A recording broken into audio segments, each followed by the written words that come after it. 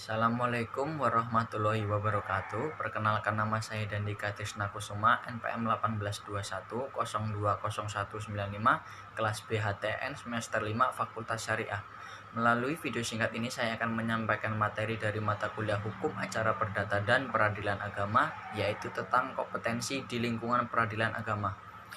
Pengertian: kata kewenangan bisa diartikan kekuasaan, sering juga disebut kompetensi, atau dalam bahasa Belanda disebut kompetentie. Dalam hukum acara perdata biasanya menyangkut dua hal, yaitu 1. Kompetensi absolut dan 2. Kompetensi relatif. 1. Kompetensi absolut. Kompetensi absolut pengadilan agama adalah kekuasaan pengadilan agama yang berhubungan dengan jenis perkara yang menjadi kewenangannya. Pasal 49 Undang-Undang Nomor 3 Tahun 2006 tentang perubahan atas Undang-Undang Nomor 7 Tahun 1989 dan perubahan kedua Undang-Undang Nomor 50 Tahun 2019 tentang pengadilan agama serta asas personalitas keislaman menjadi dasar kompetensi absolut pengadilan agama dalam menerima, memeriksa, memutus, dan menyelesaikan perkara. 1. Perkawinan, 2. Kewarisan, 3. Wasiat, 4. Hibah, 5. Wakaf, 6. Zakat, 7. Infak, 8. Sodakoh, dan 9. Ekonomi syariah.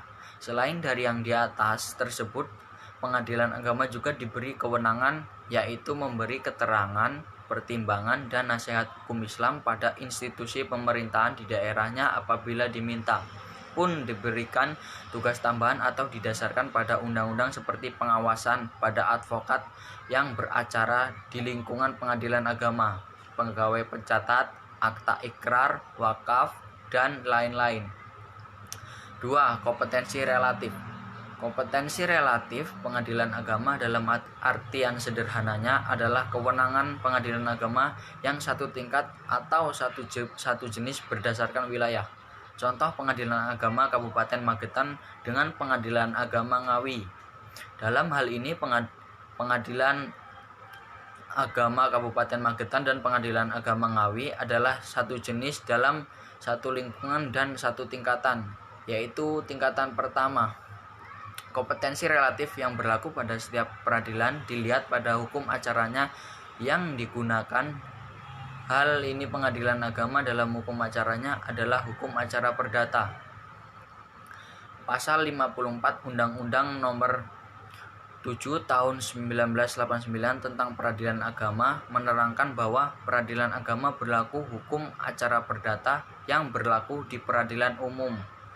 Untuk itu, dasar kompetensi relatif pengadilan agama adalah pasal 118 ayat 1 HIR atau pasal 142 RBG-JO, pasal 73 Undang-Undang Nomor 7 Tahun 1989 tentang peradilan agama.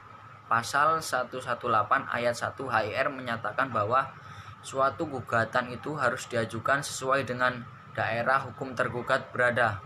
Namun dalam hal ini ada pengecualian sebagaimana dalam pasal 118 ayat 2, 3, dan 4, yaitu 1. Apabila terdapat dua tergugat, maka gugatan boleh diajukan pada salah satu dari dua daerah tergugat berada. 2. Apabila tergugat tidak diketahui, gugatan diajukan pada daerah penggugat. 3. Apabila gugatan yang diajukan terkait benda tidak bergerak, maka gugatan yang diajukan di mana letak benda tidak bergerak tersebut berada. 4. Apabila ada tempat tinggal yang disebut dalam suatu akad, maka gugatan diajukan pada tempat yang dipilih dalam akad tersebut. Sekian penjelasan dari saya akhiri. Wabillahi taufiq wal hidayah. Wassalamualaikum warahmatullahi wabarakatuh.